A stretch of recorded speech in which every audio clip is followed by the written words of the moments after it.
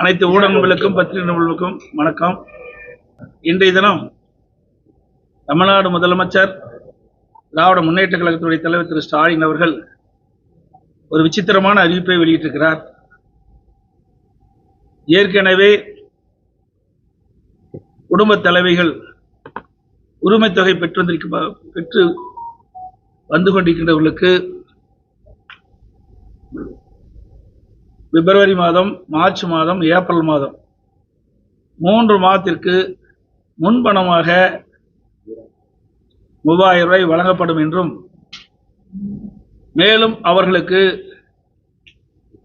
கோடைகால தொகுப்பு கோடைகால சிறப்பு தொகுப்பு 2000 ரூபாய் வழங்கப்படும் என்ற ஒரு அறிவிப்பை வெளியிட்டிருக்கின்றார். மொத்தம் 5000 ரூபாய் அவர்களுக்கு வழங்கப்படும் என்ற அறிவிப்பை அறிவித்து இன்றைய தினமே அது வழங்கப்பட்டதாக செய்தி வந்துள்ளன.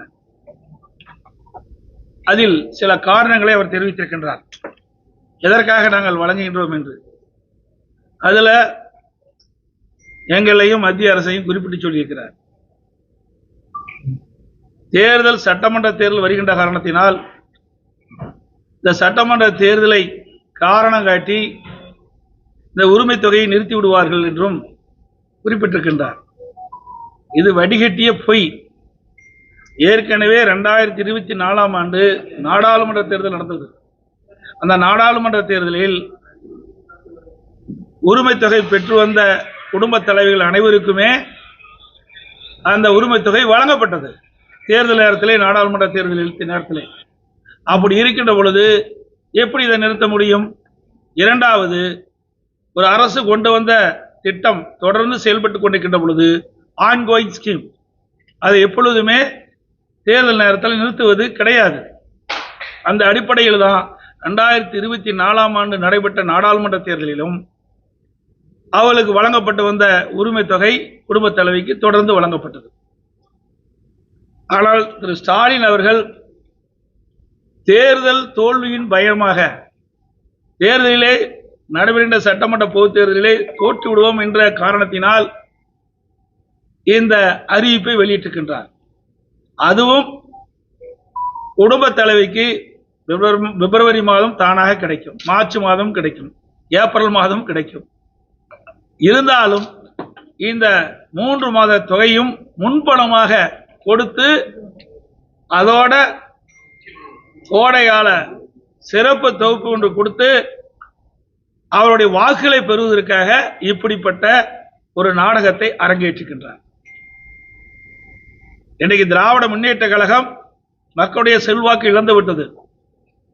நடைபெறுகின்ற சட்டமன்ற தேர்தலிலே தோற்றுவிடுவோம் என்ற அச்சத்தின் காரணமாகத்தான் இன்றைய தினம் இந்த அறிவிப்பை இன்றைய முதலமைச்சர் அவர்கள் வெளியிட்டிருக்கின்றார். இன்னொன்று, கோடைகால சிறப்பு தொகுப்பு என்று அறிவித்திருக்கின்றார். இதற்கு முந்தைய 2022ஆம் ஆண்டு கோடைகாலம் வந்தது, 23ஆம் ஆண்டும் கோடைகாலம் வந்தது, 24ஆம் ஆண்டும் கோடைகாலம் வந்தது, 25ஆம் ஆண்டும் கோடைகாலம் வந்தது.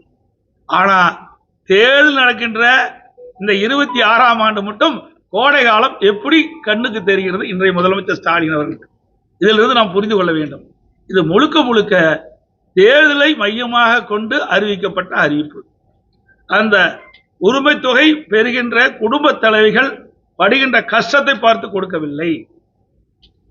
திரு ஸ்டாலின் சட்டமன்ற தேர்தலிலே தோற்றுவிடுவோம் என்று அஞ்சித்தான் இந்த தொகையை இந்த மக்களுக்கு கொடுக்கின்றார், அவருடைய வாக்குகளை பெறுவதற்காக.